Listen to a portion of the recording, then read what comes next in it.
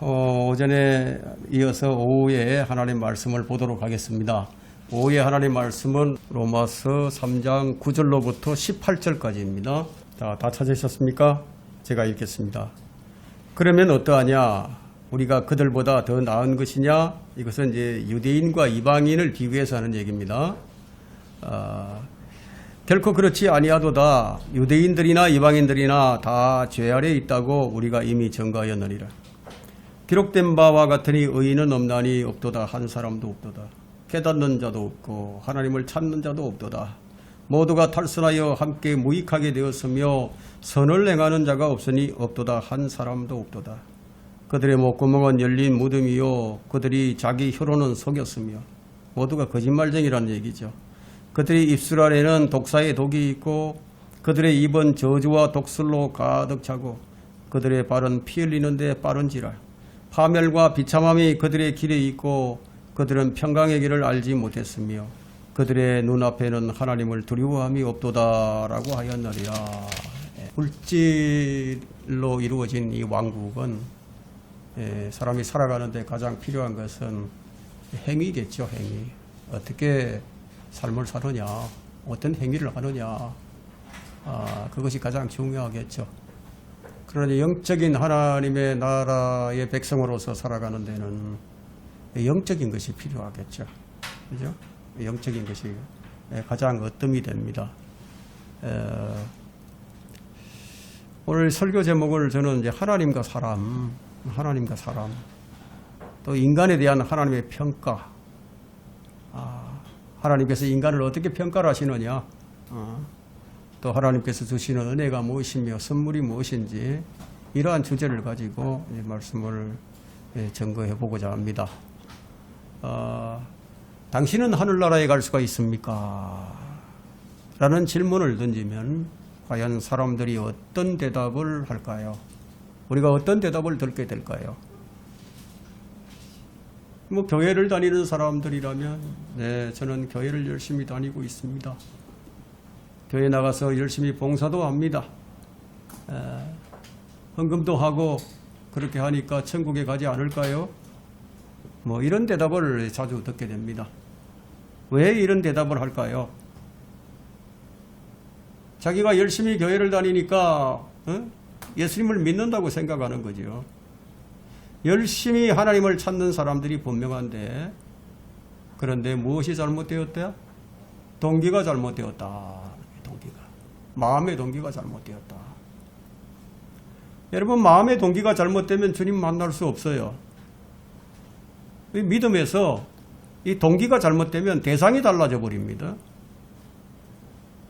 믿음의 대상이 달라진다는 거예요. 에프라임이 하나님을 섬겼는데 근데 그 하나님이 금송아지였습니다. 이처럼 주님께서는 많은 사람이 하나님을 잘못 섬길 것이라고 예고를 하셨어요. 많은 사람들이 잘못 섬길 것이다.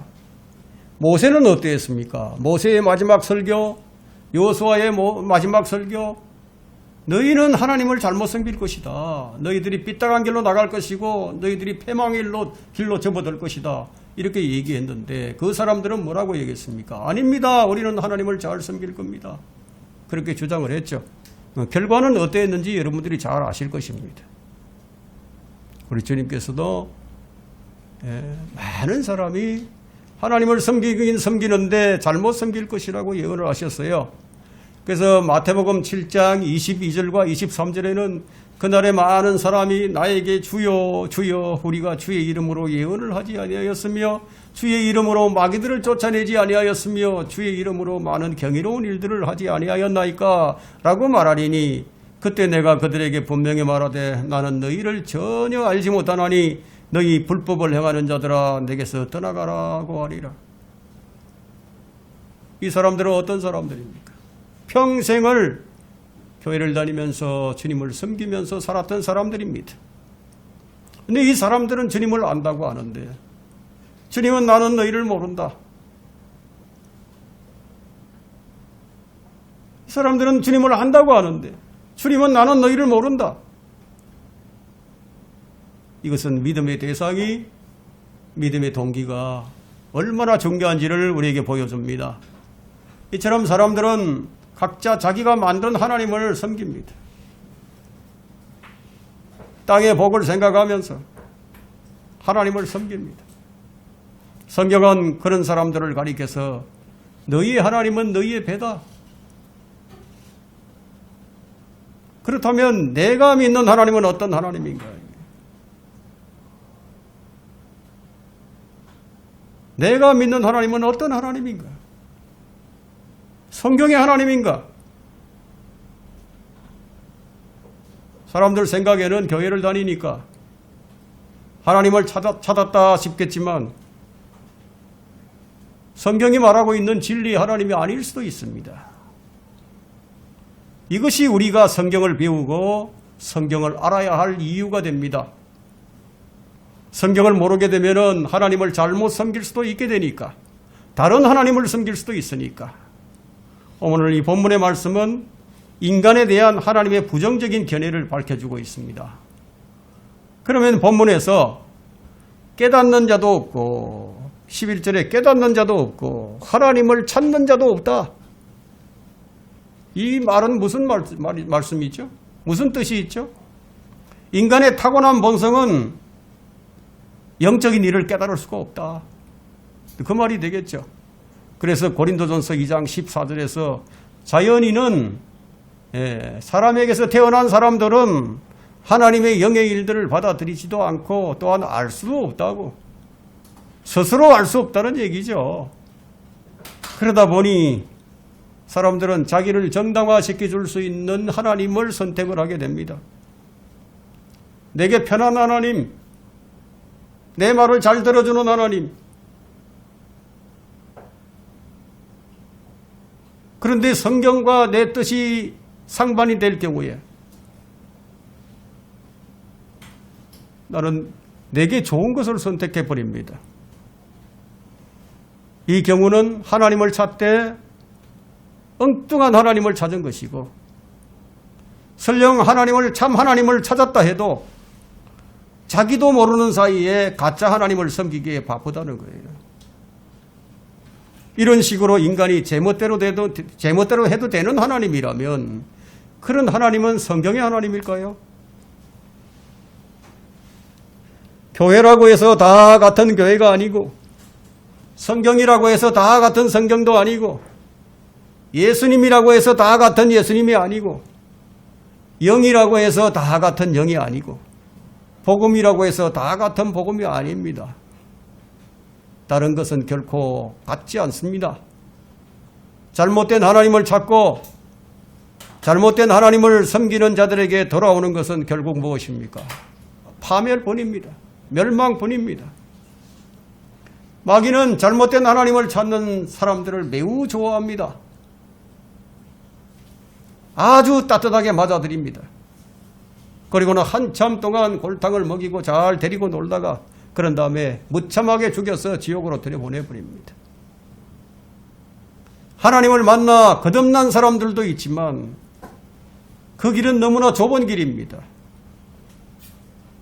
사람들이 잘 찾지를 않습니다.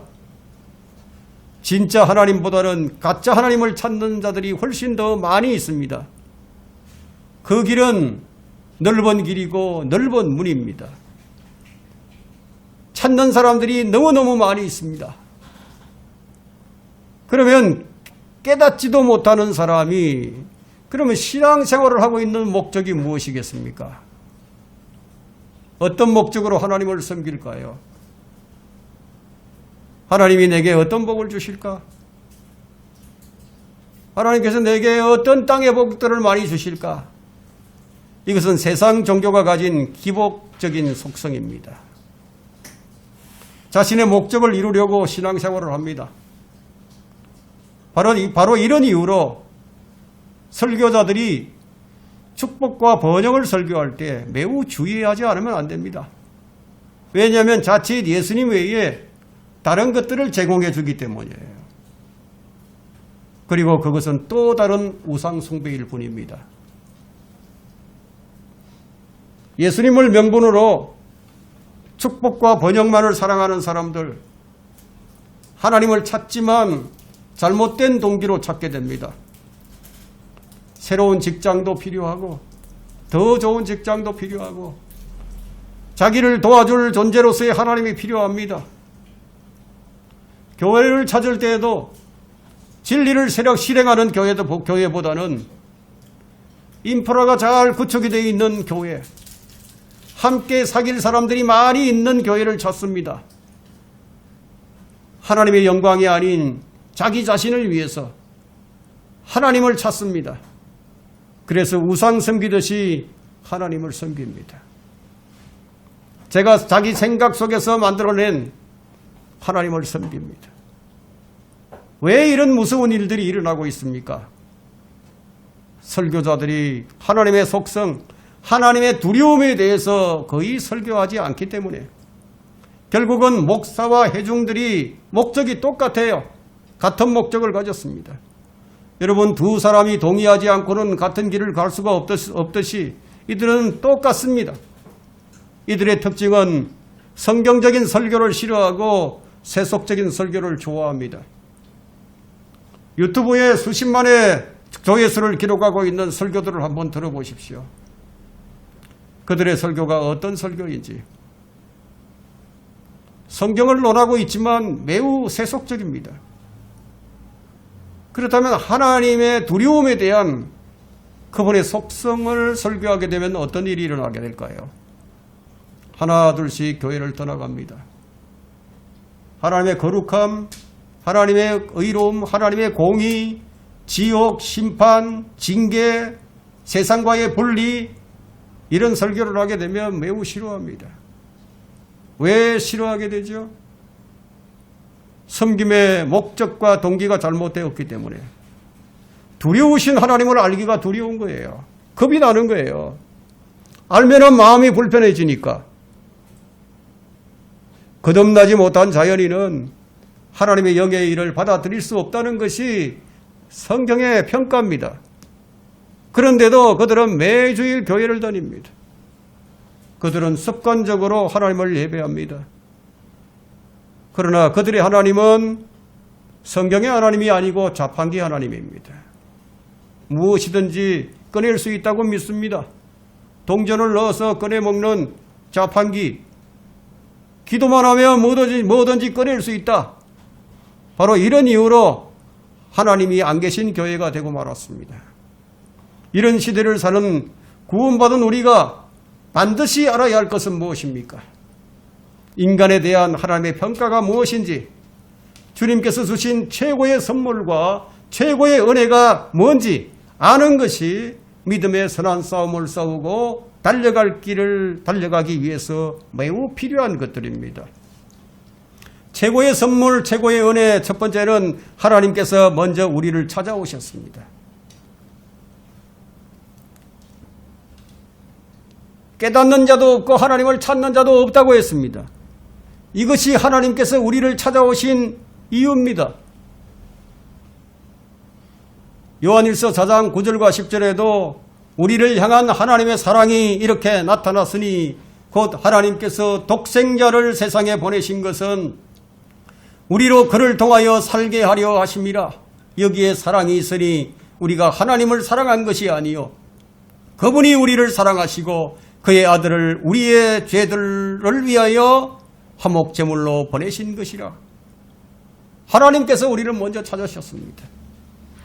하나님께서 자기 아들을 세상에 보내신 것은 세상을 정죄하려 하심이 아니요 그를 통하여 세상이 구원을 받게 하려 함이니라 하고 요한복음 3장 17절에 말씀하고 있듯이 바로 이것이 최고의 선물, 최고의 은혜입니다. 그렇다면 어떻게 하면 참되신 하나님을 만날 수 있을까요? 어떻게 하면 참되신 하나님을 바르게 섬길 수가 있을까요? 우리는 먼저 성경에서 하나님의 방식을 우리가 먼저 찾아야 합니다. 하나님의 방식대로. 하나님께서 우리를 먼저 찾으셔야 합니다. 하나님께서 먼저 역사하셔야 합니다. 여러분이 하나님을 찾을 수 있었던 것은 하나님이 먼저 여러분을 찾았었기 때문입니다. 성경의 역사로 성령님의 역사로서 여러분의 마음을 움직이시고 거듭나게 하셨기 때문이에요. 그래서 구원은 오직 하나님의 은혜입니다. 내 스스로 알고 믿은 게 아닙니다. 주님께서 먼저 찾아오셨기 때문입니다. 오직 하나님의 은혜로만 주님을 믿는 것입니다. 타락한 인간의 본성은 하나님을 찾을 수도 없고 스스로 자신을 구원할 수도 없습니다. 그래서 로마서 3장 12절에서 모두 탈선하여 함께 무익하게 되었으니 선을 행하는 자는 없으니 없도다. 한 사람도 없도다. 전적으로 무익하다는 거예요. 전적으로. 인간은 기본적으로 착하고 선하다라는 게 휴머니즘의 대헌장이지만 하나님은 사람의 실상에 대해서 인간은 전적으로 타락한 존재다.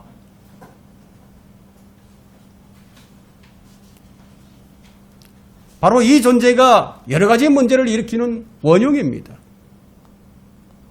인간에 대한 하나님의 평가 13절을 보세요. 13절에. 그들의 목구멍은 열린 무덤이요. 그들이 자기 혀로는 속였으며 그들의 입술 아래에는 독사의 독이 있고 그들의 입은 저주로 독설과 독설로 가득 차고 지금 인간의 실체를 막 드러내고 있죠. 우리 입술과 혀가 문제인 것처럼 그러면 우리 마음은 어떠할까요? 우리 입술만 문제일까요? 주님께서는 사람이 무엇을 말하든지 그것이 마음속에서 나온다고 말씀하셨습니다. 그러니까 입술과 마음은 일체라는 거죠. 자, 이제 성경은 사람의 몸의 각 부분을 구석구석 해부라고 진찰한 다음에 사람의 몸 어느 부분을 막론하고 다 썩었다는 진단을 내립니다.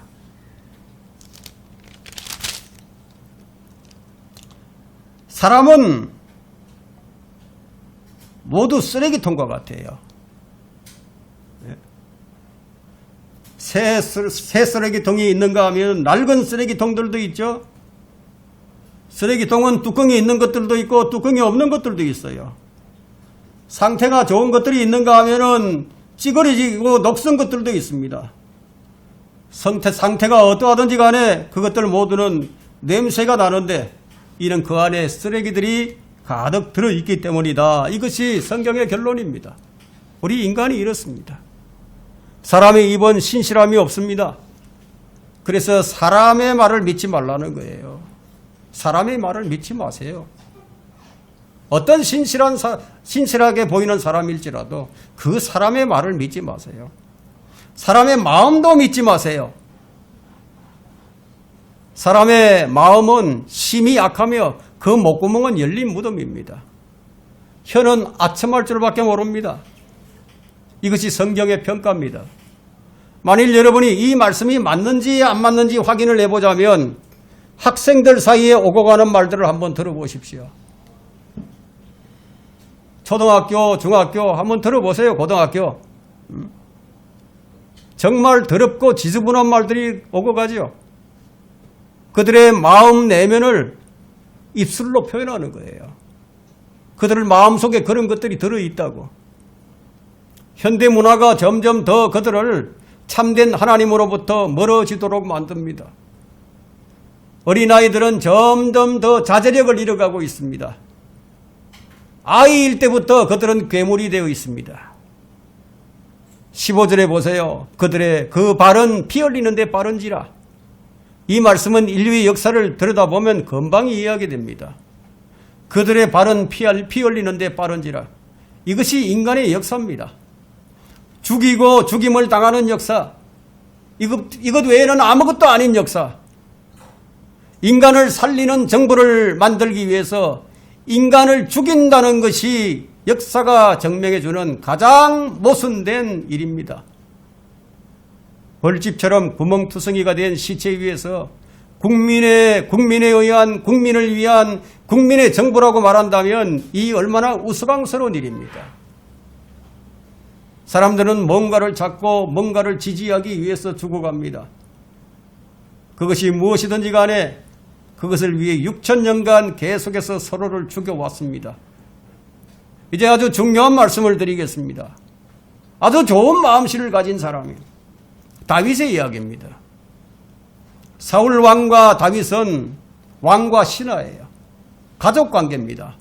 장인과 사이관계예요.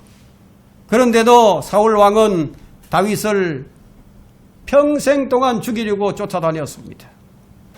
그런데 다윗은 그를 한 번도 정죄하지를 않았습니다. 2번이나 사울 왕을 죽일 기회가 있었지만 한 번도 그를 정죄하지 않았습니다. 이 얼마나 아름다운 마음을 가졌습니까? 그래서 하나님의 마음에 맞는 사람이라는 인정을 받았던 사람입니다.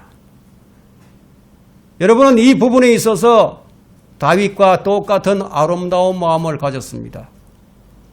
다윗은 무엇을 알았을까요?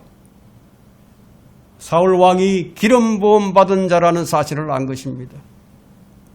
로마서 14장 10절을 보니까 그런데 너는 어찌하여 네 형제를 판단하느냐? 그렇습니다. 우리는 우리의 형제들을 판단할, 우리의 형제들을 정죄할 아무런 자격이 없습니다.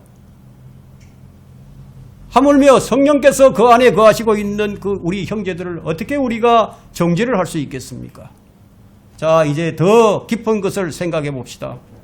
사울 왕은 범죄하여 하나님께 버림받았습니다. 사울은 버림을 받았는데 그런데 23년간이나 다윗을 괴롭혔습니다. 그런데도 하나님께서는 사울의 왕권을 빼앗거나 그를 병들게 하거나 죽이지 않았습니다. 신약에서 확인한다면 고린도 교회의 한 형제가 자기 아버지의 첩을 더럽혔습니다. 그래서 그는 버림을 받았습니다. 그런데 하나님께서는 그를 병들게 하거나 죽이지 않았습니다. 또 한 사람 알렉산더가 있습니다. 바울이 그를 사탄에게 내줘버렸습니다. 그렇지만 하나님께서는 그를 곧바로 죽이지 않았습니다. 그는 계속해서 교회를 공격하고 교회를 혼란케 하며 교회에 박해를 가했습니다. 하나님의 오래 참으심이 여기에서 발동하지 않았다면 어찌 되었을까요? 만일 우리가 죄를 지었을 때마다 하나님께서 오래 참으시지 아니하시고 그때그때마다 징계를 하신다면 우리는 성한 곳이 단 한 군데도 없을 것입니다. 자, 이제 더 깊은 핵심을 말씀드리겠습니다. 하나님께 버림받은 사울 왕을 많은 군대와 신하들이 따랐습니다. 하나님께 버림받은 왕이에요. 그런데 많은 사람들이 그를 따랐습니다. 반면에 다윗을 따르는 사람은 고작 몇백 명에 불과했습니다. 그런데 그 결과는 여러분의 상상에 맡기겠습니다. 제가 왜 이 비유를 들어서 이 외화를 여러분에게 말씀을 드리느냐 하면은 바른 하나님을 섬기는 자들과 그렇지 못한 하나님을 섬기는 자들을 비교를 한번 해보자는 뜻에서 이 말씀을 드렸습니다. 사울을 따랐던 사람들의 말로는 모든 것을 다 잃어버렸습니다. 인간의 잘못된 선택은 자신의 귀중한 것을 잃게 됩니다. 그러나 그 당시에는 모릅니다. 제가 여기서 말하고자 하는 것은 인간에 대한 성경의 판단은 부정적이라는 사실입니다. 부정적이다. 사람들이 이런 악을 행하고 살고 있다는 거예요. 인간의 전적 타락 때문에 우리는 탈선하여 하나님을 찾을 수도 없고 하나님을 만날 수도 없는 그런 상태가 되어버렸습니다. 이런 우리에게 하나님께서 찾아오시지 않는다면 우리는 아무런 가능성이 없습니다. 그러므로 주님께서 찾아주신 것이 우리에게 가장 큰 선물입니다. 가장 큰 은혜입니다. 이것을 깨달으면 감사가 넘치는 생활이 될 것입니다. 하나님의 최고의 선물과 최고의 은혜, 두 번째, 하나님을 두려워하는 것입니다. 18절을 한번 보십시오. 그들의 눈앞에는 하나님을 두려워함이 없도다. 여러분이 하나님을 두려워하고 있다면 그것은 하나님께서 주신 선물입니다. 여러분 자신을 한번 곰곰이 점검을 해보십시오. 내가 하나님을 두려워하고 있는가? 하나님을 두려워한다는 것의 의미는 잠언 8장 13절에 주를 두려워하는 것은 악을 미워하는 것이라. 하나님을 두려워하는 마음을 가진 사람들은 죄로부터 멀어지게 됩니다. 그런데 사람들은 하나님을 두려워하는 대신에 누굴 두려워하느냐? 사람들을 두려워합니다. 그 결과로 하나님의 이름을 너무너무 가볍게 사용을 합니다. 출애굽기 20장 7절을 한번 펼쳐보십시오. 출애굽기 20장 7절에는 하나님의 이름을 어떻게 사용해야 하는지 설명하고 있습니다.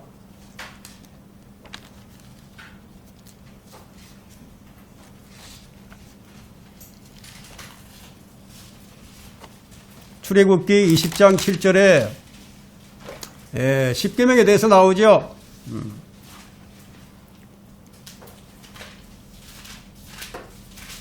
너는 하고 말씀합니다. 너는 주 너의 하나님의 이름을 헛되이 사용하지 말라. 주는 그의 이름을 헛되이 사용하는 자를 죄 없다고 여기지 아니하리라. 그래서 이스라엘은 하나님의 이름을 함부로 사용하지 않았어요. 여호와라는 이름을 두려워서 사용하지 않았습니다. 우리 주님께서도 여호와 하나님을 여호와라고 부르지 아니하시고 아도나이라고 부르셨습니다.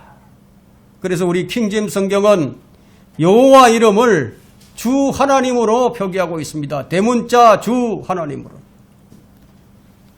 그래도 인간은 예수님을 신성모독죄로 협의를 씌워서 죽였습니다. 지금 사람들은 하나님의 이름을 망령되이 사용합니다. 오 마이 갓! 함부로 사용합니다. 자기 친구 이름 부르듯이 여호와 여호와 이렇게 부릅니다. 그것은 사형에 해당하는 죄인데도 사람들은 마치 심판이 없는 것처럼 살아갑니다. 그 심판의 날이 얼마나 무서운 것인지를 잘 모릅니다. 그것이 얼마나 무서운지 요한계시록 6장에서 땅의 위대한 군왕들이라도 산과 바위에게 말하여 어린 양의 진노로부터 숨겨주기를 바란다고 기록하고 있습니다. 어린 양의 진노가 쏟아지게 되면은 그것이 얼마나 무서웠던지 산과 바위에게 명령해 산과 바위가 내게 덮어주기를 원했다. 그렇게 죽기를 원했다.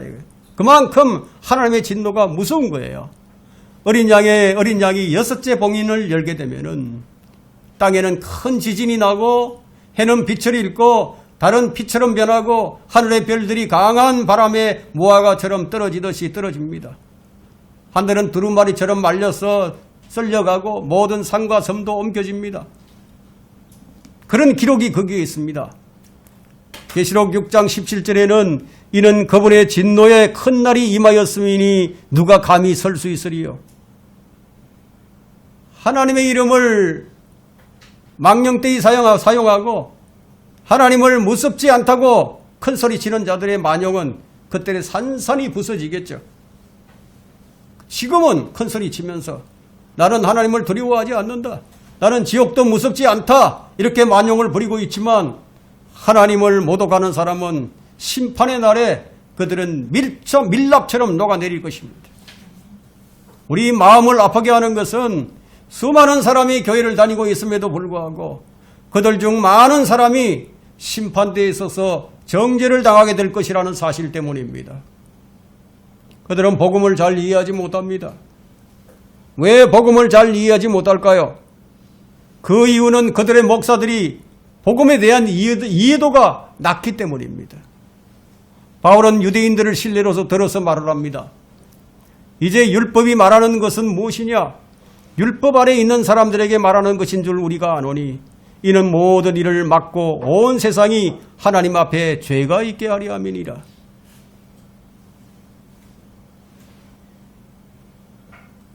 유대인들은 이방인들과 다릅니다. 유대인들은 아브라함의 후손입니다.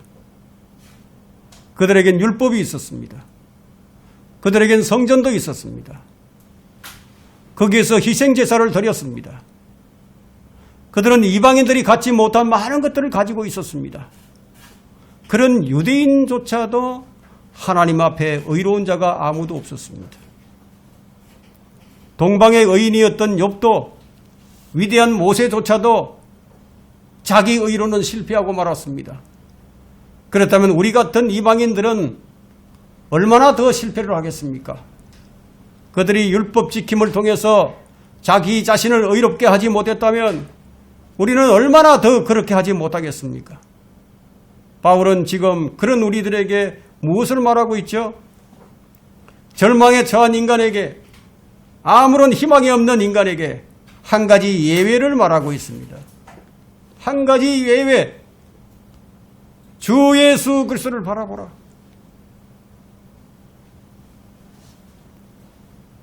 우리 주님께서 나를 위해서 무엇을 하셨는지 한번 그것을 보라는 거예요. 유일한 희망은 예수 그리스도입니다. 우리의 설교, 우리의 모든 대화, 어떤 무엇이 되었든 그것이 모두 그리스도로 연결이 되어야 합니다. 그리고 우리가 가장 듣고 싶어야 할 메시지는 바로 예수 그리스도에 관한 것이라고. 하지만 이 시대의 유명 설교자들은 예수 그리스도 외에, 복음 외에 어떤 다른 것을 행상인처럼 이 교회 저 교회 다니면서 팔고 다닙니다. 그것을 받아들인 사람들은 하나님을 두려워하지 않게 됩니다. 사랑의 하나님으로만 알게 됩니다. 그래서 신천지 같은 곳에 빠지게 됩니다. 구원파 같은 곳에 빠지게 됩니다. 미혹의 영에 사로잡혀 버립니다. 사람들은 자신이 무엇을 믿고 있는지 정확히 모르고 있습니다. 미혹당한 사람은 자신이 미혹당한 줄을 모릅니다. 여러분, 이브가 자신을 미혹해 한 뱀이 사탄인 줄 알았을까요? 몰랐습니다. 지금 이 세상에 사탄의 종이 되어서 교회를 부패시키는 자들이 자기들이 옳은 일을 한다고 생각을 합니다. 그들의 공통점은 하나님을 두려워하지 않고 사람을 두려워합니다. 주를 두려워하는 것이 지식의 시작입니다. 최고의 선물, 최고의 은혜는 주를 두려워하는 데서 나옵니다. 세 번째, 최고의 선물과 최고의 은혜는 우리의 구원입니다. 23절과 24절을 한번 보십시오. 이는 모든 사람이 죄를 지었으므로 하나님의 영광에 이르지 못하다가 그리스도 예수 안에 있는 구속을 통하여 그의 은혜로 값없이 의롭게 되었습니다. 그러므로 구원받은 성도는 필연적으로 하나님의 영광을 추구하게 됩니다. 하나님의 영광에 이를 수 없었던 자가, 하나님의 영광에 이를 수 없었던 자가 하나님의 영광에 이르게 됩니다. 그러나 휴머니즘은 어떻게 설교를 하죠? 휴머니즘은 하나님은 당신을 위해서 원대한 계획을 세우고 계신다고 말을 합니다. 얼마나 듣기 좋은 말입니까? 물론 인간을 구원하시려는 계획을 세우신 것은 사실이지만 성경은 모든 인간이 죄를 지었기 때문에 하나님의 영광에 이르지 못한다고 결론을 내리고 있습니다. 결코 인간이 위대한 존재가 아니라는 거죠. 성경은 왜 이렇게나 인간의 본성을 적나라하게 파헤치고 있죠? 이것을 모르고서는 하나님을 제대로 섬길 수가 없기 때문입니다. 자신이 어떤 존재인지 그 본질을 알게 되면 하나님을 의지하지 않을 수가 없게 되기 때문이에요. 신앙생활이란 하면 할수록 자신의 본질을 발견하게 되고 하나님의 더 큰 은혜에 감사를 하게 됩니다. 자신의 본질에 대한 깊은 아픔과 고통이 없는 자들의 삶은 로마서 1장 21절을 한번 보십시오.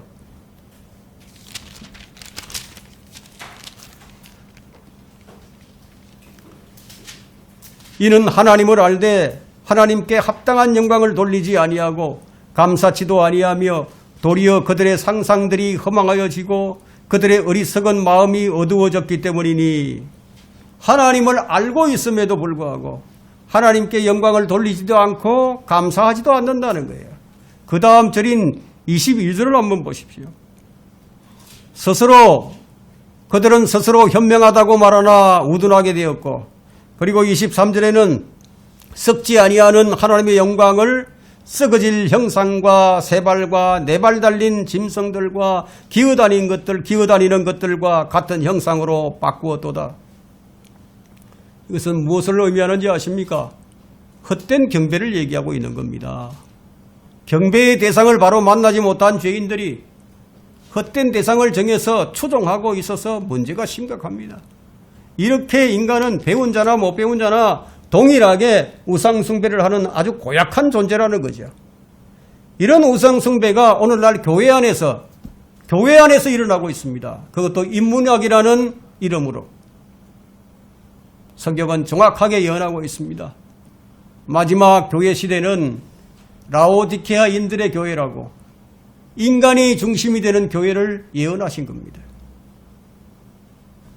주님은 마가복음 7장 7절에서 사람의 계명들을 교리들로 가르치니 그들이 나를 헛되이 경배하는도다. 헛된 경배자들이 많다는 거예요. 경배는 성경에서 경배를 배워서 정확하게 드려야 합니다. 원래 인간은 하나님의 영광을 위해서 지음을 받았지요. 그런데 인간이 그렇게 살질 않았습니다. 대신에 자신의 영광을 추구합니다. 우상숭배는 결국 누구를 위한 것이에요? 우상숭배는 결국 자신을 위한 거예요.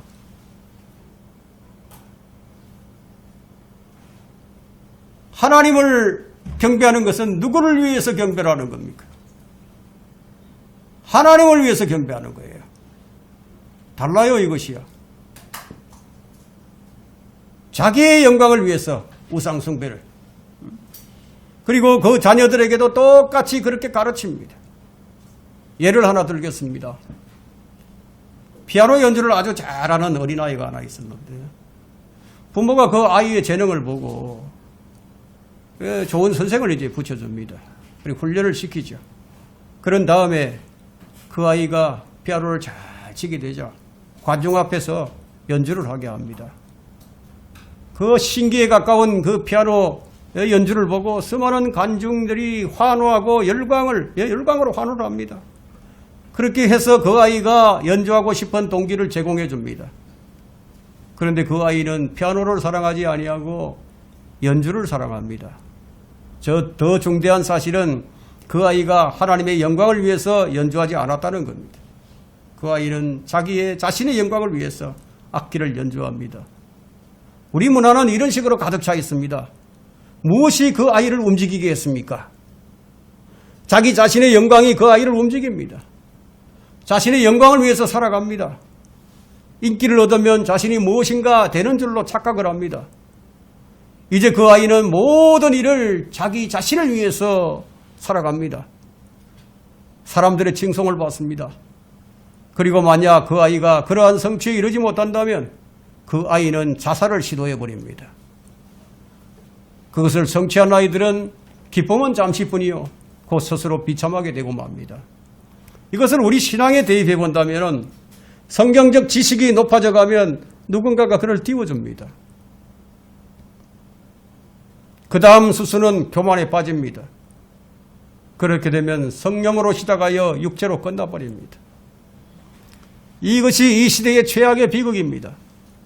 성경은 이렇게 예언을 합니다. 배교하는 일이 먼저 이르지 아니하고는 그날이 오지 아니함이라. 반드시 배교하는 일이 먼저 있을 것이라는 겁니다. 교회의 배교가 만연해야 끝이 온다는 겁니다.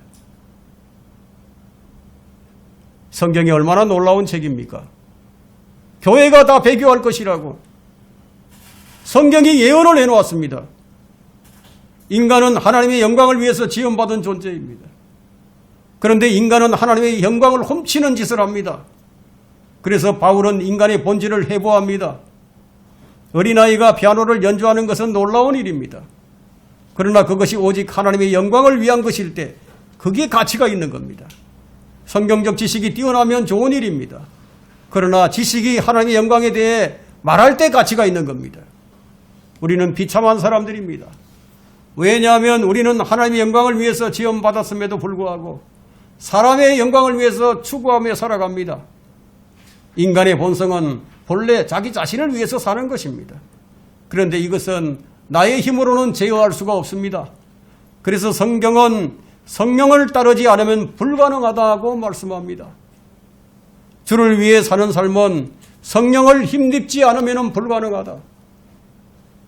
인간은 성령을 힘입지 않으면 이해타산에 따라서 행할 수밖에 없다. 또한 우리가 한 가지 알 것은 영적이지 못한 사람들도 자신이 영적이기를 바란다는 사실이에요. 사람은 반드시 자신이 하는 모든 행위에 정당한 이유가 있어야 합니다. 최고의 이유를 가져야 합니다. 우리의 행동과 동기에 하나님의 영광보다 더 큰 이유는 아무것도 없습니다. 하나님께서 모든 것이 자신의 영광을 위한 것이라고 말씀하셨을 때 그것이 가장 이상적입니다. 그 안에 최고의 이유가 있기 때문입니다. 하나님의 영광 안에는 하나님의 가장 자비롭고 가장 큰 사랑이 들어있다면 그 영광이 십자가에서 이루어졌다면 그 영광이 우리의 구원을 위한 것이었다면 그 가치는 여러분이 상상해 보십시오. 예를 들어서 여러분이 죽어가고 있습니다. 여러분은 이제 심장 이식을 받지 않으면 살 수가 없어요. 심장 이식을 받아야 합니다. 그런데 어떤 사람이 자신의 심장을 여러분의 주기로 결정을 합니다. 사람들이 뭐라고 얘기할까요? 자기의 심장을 죽어가는 사람에게 주었다고, 역사상 처음 있는 일이라고 아주 놀라워하겠죠. 심장 이식을 받아 살아난 그 사람은 자기에게 심장을 준 그 희생을 영원히 기리게 될 거겠죠. 생명의 은인의 사진을 벽에다 걸어놓고 아마 가보로 여기게 될 겁니다.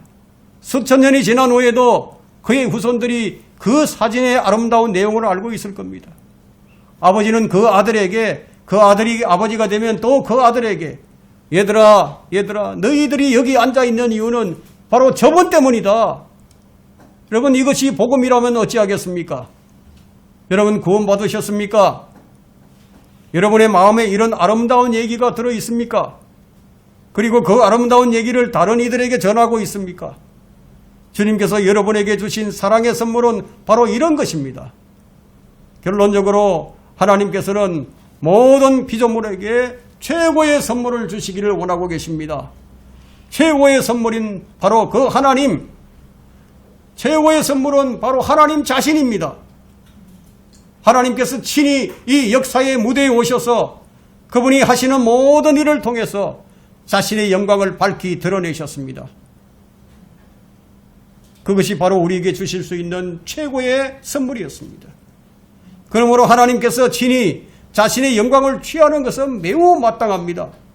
왜냐하면 그분만이 합당하신 분이시기 때문에. 그리고 그분이야말로 최고의 선물입니다.